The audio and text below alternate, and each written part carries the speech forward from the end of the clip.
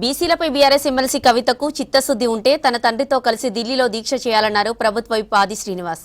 కుటుంబంలోని కుట్రలను తట్టుకొని ఉనికిని చాటుకోవడానికి కవిత ప్రయత్నాలు చేస్తున్నారని ఆరోపించారు. అసలు ఏ హోదాలో ఎందుకు దీక్ష చేస్తున్నారని కవితను ప్రశ్నించారు ఆది శ్రీనివాస్. ఈ దీక్ష డ్రామా వల్ల ఎవరికి లాభమని అడిగారు. బీసీ రిజర్వేషన్ల సాధన కోసం కాంగ్రెస్ ఢిల్లీ వెళ్తుంటే మీరిక్కడ కుట్రలు చేస్తారా అని ఫైర్ అయ్యారు ఆది శ్రీనివాస్.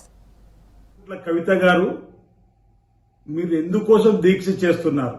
హైదరాబాద్లో దీక్ష చేస్తే ఎవరికి లాభం? మీరు ఏ హోదాతో ఈ దీక్ష చేస్తున్నారు? ఈ దీక్షకు మీ పార్టీ భారతీయ రాష్ట్ర సమితి అనుమతి ఉందా?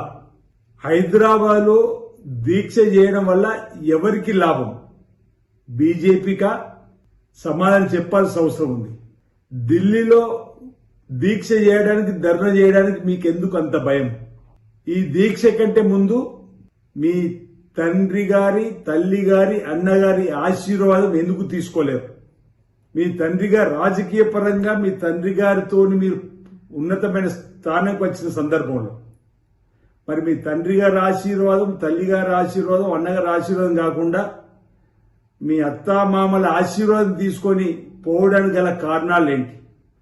మిమ్మల్ని అణచివేతకు గురి చేస్తున్నటువంటి మీరు అంటున్నారే, నా అణచివేతకు గురి చేస్తున్నారు పెద్ద లీడర్ అని.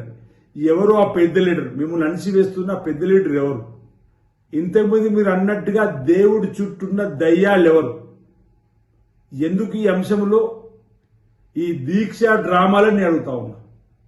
ఇంతకుముందు అనేక సందర్భాల్లో మా బీసీలకు సంబంధించినటువంటి నాయకత్వాన్ని కూడా మీరే హైజాక్ చేస్తున్నారని చెప్పని అనేక సందర్భాల్లో అన్నటువంటి పరిస్థితి. అందుకే ఇప్పుడు మీరు ఏ హోదాలో చేస్తున్నారని చెప్పనేటువంటి మాటను ఈరోజు అడిగేటువంటి ప్రశ్న. ఈ దీక్ష ఏదో, ఈ ధర్నా ఏదో మీ తండ్రి గారితో పాటు ఢిల్లీలో చేస్తే మా బీసీలకు ఏమైనా లాభం ఉంటుండే. ప్రతిపక్ష నేతగా ఉండి వారు ఎలాగూ మా బీసీలకు మద్దతు ఇస్తలేరు. అసెంబ్లీలో బిల్లు ప్రవేశపెట్టినప్పుడు రాలేరు. మీ లేఖలు కూడా అన్నారు, తప్పొట్టారు. మై డియర్ డాడీ అంటూ మీరు రాసిన లేఖలో కూడా బీసీలకు సంబంధించినటువంటి బిల్లులో సందర్భంగా మీరు మాట్లాడవలసి ఉన్నాయని చెప్పాలి. ఎస్సీ కేటగిరీస్ అంశాలు కూడా మీరు మాట్లాడాల్సి ఉందని చెప్పాలి. మరి ఇప్పుడైనా కనీసం ప్రతిపక్ష నేతగా ఉన్నటువంటి మీ తండ్రి గారిని తీసుకొని వచ్చి ఢిల్లీలో బీజేపీకి వ్యతిరేకంగా ధర్నా చేస్తే మా బీసీల కోసం మీరు పోరాటం చేసినట్టు